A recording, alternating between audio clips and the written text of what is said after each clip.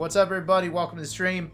We're gonna go over my rankings. So I got a ballot, right? I got myself a ballot. Here it is. Here's the ballot. See, it's official, right? But I don't know if my vote actually counts.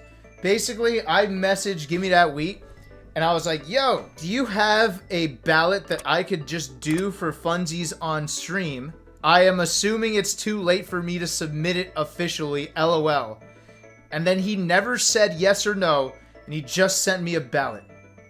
Is it safe for me to assume, like, this might possibly be official? Alright, so, ranking criterion. Let's check it out. March 1st to December 18th. Exhibitions, online tournaments, and tournaments that did not complete are not to be counted. So no online events, no show matches, no salty sweets, nothing like that. You may consider results at locals and invitationals, but understand that the environment surrounding these events may not always be the most serious in nature. Okay? If you as a panelist or a player who was on the ballot, you may give yourself a score as a placeholder, but any score you give yourself will not be counted. Okay, so no locals is interesting. How do you all feel about no locals? For some context, AMSA had some words for that today. Basically, Blur is asking, Gimme That Wheat, if locals will be counted. And AMSA said, I decided to join locals this year. One of the reasons is Panda Rankings said they didn't count locals. Basically saying that because they decided to be public about not counting locals, AMSA decided to start going to locals. What do you mean? That sounds backwards. Well, top players don't want to risk their ranking going to locals. They kind of want to just use locals to learn or to support the scene. It doesn't really help a lot of top players. It can, but it doesn't always. It kind of depends on where you live. If you live in an absolutely goated area, I do believe going to locals will help you. So let's check out the data sheet. It's ordered in the order of last year's rankings. Okay, so you have Zane, IBDW, JMUK, Hungrybox, Levin, Amsa, Plup, Lod, None, Kadoran, Mango, 11th. Mango at 11th.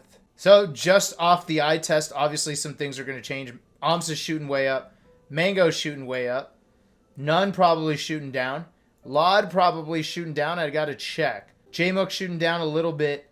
Plup might be around similar level. Slug probably moving up, TBH. So these are head-to-heads at majors to include regionals. Don't know why they would...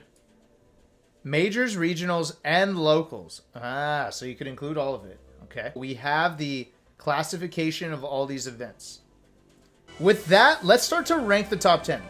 Who do you guys think is top 3? Give me your top 3 order. I want to see how wrong you are. I think top 5, without a doubt, it's Amsa, Mango, Zane, IBW, Hungrybox. I think that's top 5 without a doubt. Top 5. So let's filter for JMUK, Leffen, Plup, Lod, Slug, and Axe. Okay, so yeah, we have our 6. Oh, getting down to the nitty gritty. Okay, here we go. Okay, at the top end, who's looking the worst? JMUK looking powerful and high attendance. Plup looking like low attendance. Lod not in the running compared to those 3. Slug not in the running compared to those 3. Axe not in the running compared to those 3. So we have another tier here. We have just these 3. One of these 3 misses top 10. All 3 have a win on Zane. God damn it. Okay.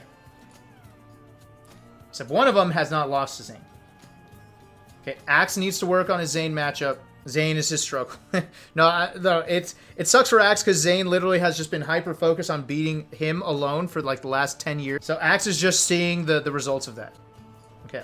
No wins on IBDW. Wait, why not? Everyone was beating him. What happened here? JMUK and Axe over... Slug and Axe over JMUK, whereas Lod does not. So far, Lod losing this. To all on Leffen. They're all doing the same shit. Brother. And then Axe with 2 wins on Lod. So Lod... Ooh, Lod might be 11. I think just off the top 10 alone, Lod looking like number 11. Like, look, they're just literally just getting the same records, the same wins. Except Slug is not losing. Okay, Lod destroyed Kadoran, though. Axe Lod set at Scuffed was for the 10 spot. Honestly, kind of. Yeah, you're not wrong. How's Axe against Slug? Oh, he's up on Slug and up on Laud. Okay, so between Laud and Axe and Slug, I think Laud very clearly gets the 11 spot. Now, I will look at the rest, but at this level, we're not really dealing with a lot of losses. I already know Laud is pretty clean throughout. Okay, and then with Axe, Axe is going to be a little more fishy after a certain range. Like, look at Laud against this tier. God damn. But then, yeah, losing to Magi, rough early start. This is where Axe was, like, top. But then, yes. Yeah, some questionable losses here and there. But overall, still pretty consistent. And the top end, I think, is more impressive. I think Laud ends up dropping to number 11. I could say that pretty confidently after looking at this. So I'm going to go with Laud with 8. And then I'm going to give Axe 8.1. I got to compare Slug and Axe, though, real quick. Axe also had good attendance, true. So that helps him. So Slug. Okay, similar, except no losses, but also lower attendance than Axe. That is a thing. And then also has the Mango win. So does Laud, though. Moki, 1-1. Josh losing to Ginger twice. Joshman, S2J, losing to Fiction. Okay, and then just beating the brakes off of everybody. And I think their lower end's going to be a little more comparable. Except Slug losing a few more. Including a losing record to Axe. Slug losing to Lucky. Slug losing to Salt. Oh. Yeah, Slug did beat Mango at LSI, I believe. Both losing to Mech. I was thinking, based on the top 10, I thought it was an easy Slug. But the consistency throughout at the lower end, I think puts Slug for me at exactly top 10 and Axe at 9th. And then we got Leffen, Jmook, and Plup against Zane. Jmook, they all have wins. They're all dead even, but Jmook has had more opportunities and has shown up more. So I think, so like, right? That's impressive for Jmook. That helps. Jmook getting 2 sets on IBW, Leffen getting 2. Losing a few, though. Jmook getting no sets against himself. Embarrassing. Both of these guys have wins on him, but losing records against Jmook. Jmook looking like the clear number 6. Whoa! Wait a second. 1 in 10? Brother, not even I have a 1 in 10 record against H-Box. I'm just kidding. I probably have like a 1 in 20 record. Okay, so that hurts. That's just like a brick wall. That hurts a lot. I don't think it like makes it worse that he's lost 10. But if it comes down to it, it could be a slight tiebreaker. But, all right, beating Leffen. 2 sets on AMSA, where these two have just 1 set, although Plup's only played him once. Also beating Plup. Leffen's got 1 over Plup as well. So it's feeling like Plup. Okay, so Plup's got Laud. Jmook's got everybody. Jmook's just attendance was so much higher. I think Jmook, like, no question, is number 6. Plup and Leffen is tricky. Also winning record on... Yo, there's no world that Jmook is top 5, right? Oh, I might have to consider that. I might have to think about that. We'll check. So, yeah, so I think we're clearly just talking about Leffen Plup now. So let me pay closer attention to that. Leffen, with, bizarrely enough, the higher attendance. Head-to-head, Leffen's got the lead. Leffen's beating the brakes off of Kadoran. Both getting rocked by Mango. Leffen losing to Moki. So here we're getting into the bad losses. Plup losing to Fiction and Ginger. Leffen losing to Moki and Slug. Destroying everybody else. God, this is really, really close. Axe. Sunsei losses. 2 Sunsei losses. Plup consistent. Okay, so we have a situation here. So basically, both records are completely comparable. Leffen with the head-to-head. Both similar losses at the mid-range. But then Leffen has the more questionable losses against Sunsei and Axe. Well, Axe would be below Leffen. So this is, like, not a great loss for Leffen. And then Plup is just consistent. However, what I think it's going to come... I'm literally going to base it on this. This is, like, the one situation where it's so close. I'm going to go with attendance here. I'm going to see who put themselves at risk more. So let's look up Leffen. So in 2022, we got 1, 2, 3, 4, 5, 6, 7, 8, 9 majors. 9 majors. Whereas Plup has 5. So Leffen attended more. Also, Leffen does have the major wins. Plup's placements are better, though, when he attended. But he didn't, like, these first places are online, so never mind. Lost Tech City was good. Yeah, I think it's got to go to Leffen. So I think, yeah, very clearly it goes Plup, Leffen, and then J-Muck. Let's keep him in the consideration for top 5. I just want to make sure. This is our top 6 chat. So, if I'm saying that Hungrybox is definitely top 5, let's compare Hungrybox versus J-Muck. J-Muck's got a better record against Zane. J-Muck's got a better record against IBDW. J-Muck's getting his ass fucking smashed by Hungrybox. Oh, shit. J-Muck might be above Hungrybox. Hold on, let me look at Hungrybox's... Uh-oh. Uh-oh. This is the Hungrybox list. Uh-oh. This is close. Hungrybox has the head-to-head by a long shot. J-Muck has the records against the top 10. Like, specifically the top 8. I'm talking Plup and above. J-Muck's got the records on pretty much all when compared to Hungrybox, except for AMSA. And then J-Muck's got the consistency against the rest of the field. However, Hungrybox does have the attendance. The couple of losses outside of the top in the field, I think it's forgivable because he attends so much. I still am leaning Hungrybox because of the head-to-head, because of the attendance. Let's take a look at tournament wins. So, J-Muck has no major victories. He is consistent, but he doesn't have them. Second at Genesis. 4th, 5th, 2nd. Quit your friendlies. He won Quit Your Friendlies. 2nd, 3rd, 1st. Frame 11. Okay.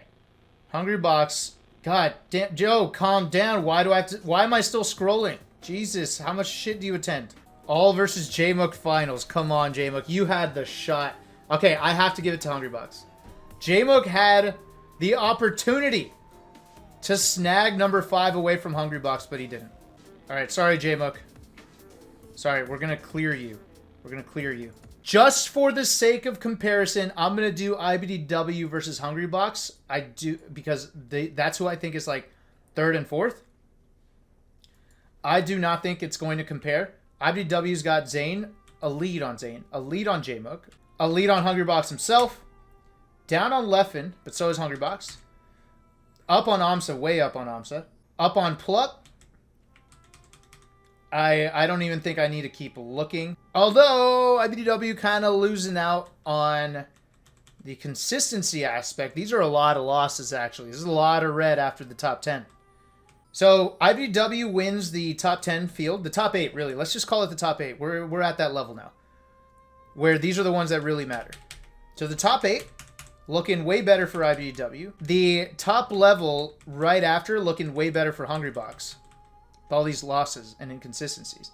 Hungrybox also attending everything, by the way. IBDW's attendance not bad, though. But, dude, I think I might have to go Hungrybox here. I did not think I would be doing that, but I think I have to. What IBDW has, and what you could argue, is better against the top 10 and more important major wins. They both have 3 for 3. Cody's are more important. I give them that. And then you could argue that if you value the peaks more, IBDW gets it. In my case, I feel like the peaks are close enough where I'm going to favor the attendance and the amount of top 3 finishes, the consistency against the mid-level, and the amount that Hungrybox put himself at risk, and still netting these results. But there was a reverse pop-off. True. Yeah, I am going Hungrybox 4th. I think I'm going to get yelled at for this, but I don't think it's that absurd. Let's compare Mango with, like, IBDW, for example. So, against Zane, IBDW's doing better. Against Heads Up, Mango doing much better. IBDW doing better against J-Muck. IBDW doing better against HBox. IBDW doing better against AMSA. Tied on Plup. IBDW doing better. And I mentioned earlier, it's going to be fucking weird with, specifically with Mango and Axe. They became 2 completely different people first half of the year, second half of the year. Like the lowest rank they've ever had ever. Let's filter out the losers. We're going to filter out IBDW and Hungrybox. Zayn has been touted as the guaranteed #1, so we're going to find out. When it comes to the head-to-head, when it comes to the set counts, Amsa's got set leads on both Zayn and Mango. Mango spanking IBDW. Mango and Amsa spanking Leffen. Mango spanking Plup, and both of them getting rocked by Plup. We're at the level, when you get to the top 3 level, and the top 4 level, it's when it actually matters. Because the set-wise, record-wise, they're all going to be pretty damn close. It's going to come down to who won the bigger tournaments. This is the only place it matters. Yeah, actually, if Mango wasn't beating the brakes off of Cody, Cody would be #1. And if Hungrybox didn't attend 300 events in 1 year, with that kind of record, he might have been like #8. But he attended everything, so you got to give him credit for that. And winning Content Creator of the Year, that's fucking nuts, dude. Alright, so with Zayn, he's got Genesis 8, which is comparable to Big House. So this is like, of the top 2 events of the year, this is the other one. Okay, so Pound win for Zayn. How hard was Pound, actually? I keep forgetting. It's a major, but it's kind of a weak major. We'll call that a weak one. So 1, 2, and then Shine, and then LSI. Oh, Zayn also has 4? I had it in my head that Zayn might have had just more. Why do you guys keep saying Pound was stacked? It's not a crazy major. Oh, it had shitty Mango? Oh, Mango didn't make it here. Oh, IBW got 9th? Oh, okay. Alright, sorry. Okay, everyone just got fucking rocked. Okay, never mind. Okay, solid major. Thanks for correcting me. Sorry, my results don't go that low, and I just figured they're not there if they're not here. Okay, so Shine, Pound, Genesis, and LSI. 4 really, really big ones. Like, LSI was stacked as hell for a lot of money. Shine was stacked. Pound was stacked, apparently. And then Genesis is the strongest. And then, not only that, but, like, second at a lot of other spots, right, that were important. Except no Summit wins. His Summits were kind of ass. Not gonna lie, his Summits are the ones that are most important after Genesis. These are kind of ass. 3rd at Gommel, okay. 2nd at Phantom, okay. 4th at Big House. That's where Mango and Amsa got 1st and 2nd. So, the other finishes, not that great for Zayn. But, I think for majors, I think he wins it on majors in having the most, well, tied with Mango, but the higher value. And also, yeah, no finishes less than 5th, whereas the others did. So, I think with this, I could put Zayn at 1st. I think that part is easy. Literally, everyone knows LSI saved Zayn's year. Oh, did Mango ban someone? Yeah, Mango's got the power. Yeah, you guys better watch it. He does have the power. So what this is pretty much going to come down to is the extra major. And then now it's going to come down to if you value the consistency overall or the records. So basically, like, you can argue the head-to-head in favor of Amsa, but I think it's very arguable. I don't think, like, anybody has... Right? It's even arguable with Zayn. Like, Zayn doesn't even win on head-to-head either. So it's all close. I think results are king up until they're so close that that tournament wins can actually make a difference. I think we have two big things here. Amsa's got the super slight edge on head-to-heads. I don't mean just against each other. I mean head-to-heads against the relevant top 8. But that includes Mango's dog shit period at the beginning. And when it comes to major wins, that goes to Mango. Mango has more major wins. So Mango has... Lost Tech City is his weakest. SmashCon. So it goes Smash Summit, Main Stage, SmashCon, and then Lost Tech City. Lost Tech City had... No, I mean, this is still good, but yeah, it's the weaker... It wasn't super deep. Amsa does have some questionable losses. True. And then if we're looking at the head-to-head, Amsa, I think, has the top 8, just barely ekes it. Mango has the 10 to 25, for sure. So then you could compare both. Off-season does not count as a major. We decided it doesn't count as a major. Because Mute City was on. This is why it won't count. Because I told you, I proposed one question, you guys. You guys are saying it counts because J-Mook was there, Axe was there. Sure, it's tough, right? It's a tough tournament. But let me ask you this. If J-Mook won, would you go on the internet and say, wow, J-Mook finally won his first major? perfect. You wouldn't say that. You would say it just wasn't it. You're giving it to AMSA because AMSA beat some really good players. But if J-Mook had won it, you would not say that J-Mook won his first major and then just that would be the narrative. No shot. So it's just a very strong tournament, but it's not a major. Also, Mute City, come on. Like, there were matches that were decided by that. So AMSA got 3 majors, not 4. Strong tournament, yes, but not. Here's what we're comparing here, okay? Let me do the pros and cons of each, okay? Pros for AMSA. No, I gotta write this down. Hold up. Pros versus Mango. Better top 8. Right, better record versus top 8. Another pro. Big House 10. Bigger major win than Mango. Better first, or, you know, I won't say better first half. Not as dog of a first half, okay? Mango's pros. Better record versus top 8. Very comparable, though. Like, these are neck and neck. These are close. Better versus rest of field. Cons. Losses. More losses to rest of field. Better versus rest of field. More major wins, including quality wins. So they're not just like weak majors. Cons. Dog shit first half. That's kind of it. Well, no, we'll say slightly worse, sorry. Slightly worse top 8 record. Oh yeah, pro for AMSA is the direct head-to-head. Direct head-to-head. Records versus Zane. AMSA literally has records on Zane and Mango. Mango, I don't think it's... Mango, this is the hardest top 3 I've ever done. I don't think anything is clear. I don't think anything is clear. But I could see the argument for sure. It just depends on what you value. I'm clear tourney ahead of AMSA. Yeah, I mean, if you are valuing the number of tourney wins, yes. I do think that is clear. That is clearly something that's important. But then you get into like the value of those wins. Like AMSA does have a big house. That's huge. We can also get into the argument that AMSA has the biggest tournament of the year. You got second there. You did. This is true. No, we care about second. This is true. We care about second. Yes. Good Lord, renumber your rows. No. Okay. Zane is my number 1. Mango, my number 2. I'll look at the camera too. This is for YouTube. 3, AMSA. 4, Hungrybox. 5, IBDW. 6, J-Mook. 7, Leffen. 8, Plup. 9, Axe. 10, Slug.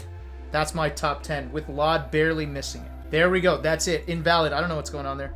This is my top 10, folks. That was one of the hardest top 10s of all fucking time. And there you have it, folks. There is my list. Either way, even if people are big mad, they're big mad about like one single placement, right? And a lot of it is arguable. This is like the closest it's ever been. Either way, stay mad. I don't care. I think it's fine. Thanks for watching, everybody. Thanks for hanging out. Hit the follow button if you're not already following. Peace out.